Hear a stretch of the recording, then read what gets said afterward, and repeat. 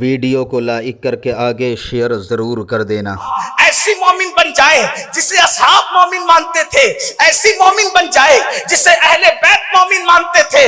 آج بھی آسمان سے اللہ کی عزت کی قسم، اللہ کے گھر میں ان اللہ والوں کے بیچ میں بیٹھ کر کے بول رہا ہوں، خدا کی مدد کو آسمان سے اترتا ہوا نہ دیکھو تو پھر کہنا یہ وقت کے طاغوت، یہ وقت کے فرعون تمہاری ٹھوکروں میں نہ آ جائے تو پھر کہنا۔ بس شرط یہ ہے کہ مومن بن جاؤ۔ اور مومن کون ہوتا ہے؟ میرے آقا فرماتے ہیں لا یؤمن احدکم حتی اکون یقال انہو مجنون، کہ مومن کی شان یہ ہے کہ جب مومن کے عشق مصطفیٰ کو لوگ دیکھتے ہیں، جب مومن کی محبت رسول کو دیکھتے ہیں تو لوگ عشق مصطفیٰ میں اس کو اتنا گم پاتے ہیں کہ لوگ اس کو پاگل کہنے پہ مجبور ہو جاتے ہیں۔ آقا فرماتے ہیں جب تک تیرے عشق رسول کو دیکھ کر لوگ تجھے پاگل پاگل نہ کہیں، اس وقت تک کہ تو مومن ہو نہیں سکتا۔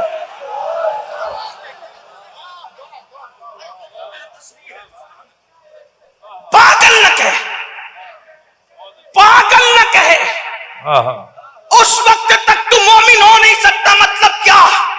اب تھوڑی توجہ کر لیں، یہ بے توجہی بھی کسی فرزانگی کی علامت ہے میرے بھائی، ورنہ بات اتنی قیمتی ہو رہی محبوب کی، جب ان کا ذکر آتا ہے تو فرشتے بھی اٹینشن ہو جاتے ہیں، اور میں ان کا ذکر کر رہا ہوں میرے محبوب کا، اور ہم لوگ توجہ کسی اور طرف کر رہے ہیں۔ میں کہتا ہوں جب یار کا ذکر آئے تو پھر آدمی کی توجہ ملک الموت کی طرف بھی نہیں رہتی، اگر وہ سچا عاشق رسول ہو جائے تو۔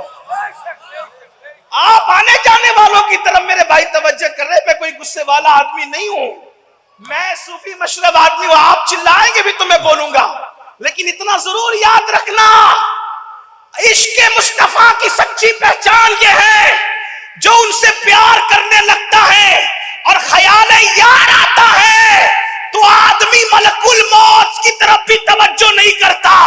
آپ کہیں گے امین القادری کیسی بات کر رہا ہے، ملک الموت کی طرف بھی توجہ نہیں کرتا؟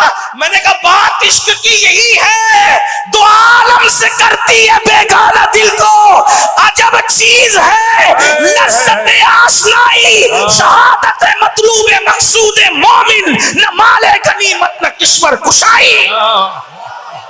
وہ ملک الموت کی طرف توجہ کیوں نہیں کرتا؟ وہ ملک الموت کی طرف توجہ کیوں نہیں کرتا؟ اس لیے کہ یار کے جلووں سے فرصت نہیں ملتی۔ ملک الموت کی طرف توجہ کیوں کرے؟ اسی لیے عاشق یار کے جلووں میں گم رہتا ہے، اسے خبر بھی نہیں ہوتی اور اس کی روح نکلتی چلی جاتی۔ آپ اتنا سستا سمجھتے عشق رسول کو، آج میرا جوان بہت سستا سمجھتا ہے، تو میں عرض کر رہا تھا جب تک کسی کے عشق کو دیکھ کر لوگ اس کو پاگل نہ کہیں، آقا نے فرمایا وہ مومن نہیں ہو سکتا۔ اب پاگل کا مطلب کیا؟ دیکھو پاگل کا مطلب یہ نہیں، پاگل کا مطلب یہ نہیں کہ اس کو عقل ہی نہ ہو، بلکہ آپ سے کہنا چاہتا ہوں عاشق جتنی عقل رکھتا ہے اتنی عقل کسی کے پاس نہیں ہوتی، اسی لیے اور پاگلوں کو لوگ نادان کہتے ہیں، لیکن جو نبی کے عشق میں پاگل ہو جائے اس بہلول کو لوگ آج تک دانا کہہ کر پکارتے ہیں،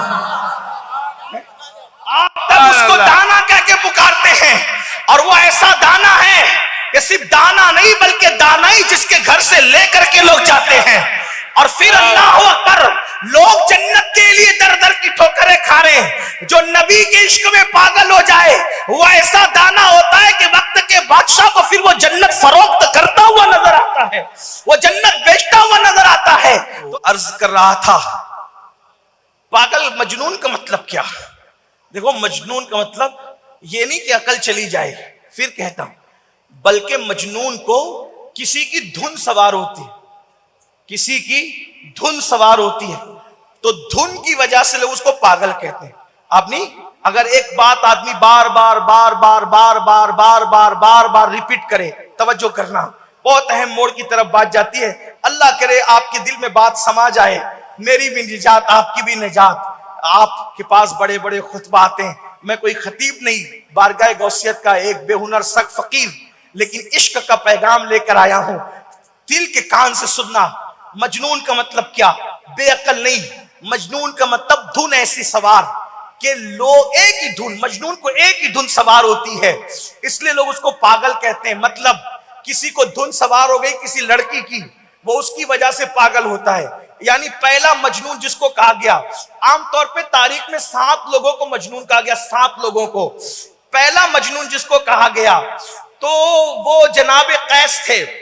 قیس, اور وہ لیلا کی محبت میں بس لیلا ہی لیلا, لیلا ہی لیلا, لیلا ہی لیلا.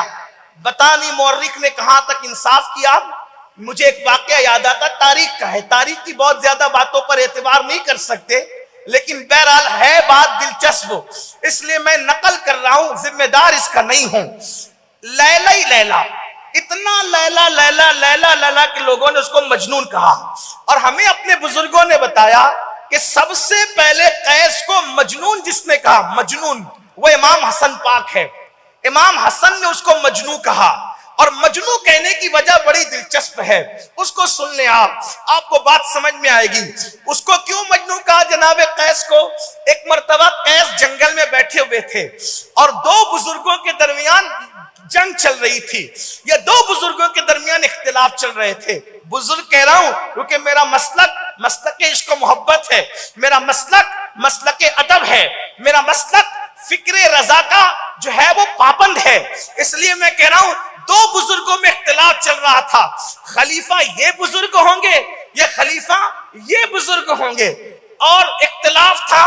علماء جانتے ہیں کس کے لیے ہو رہا تھا, حالانکہ اللہ اکبر دونوں سراخوں پر ہے. البتہ یہ ہے العلی مع الحق, الحق مع العلی, یہ اہل سنت و جماعت کا ہر دور میں موقف رہا ہے اور انشاءاللہ رہے گا.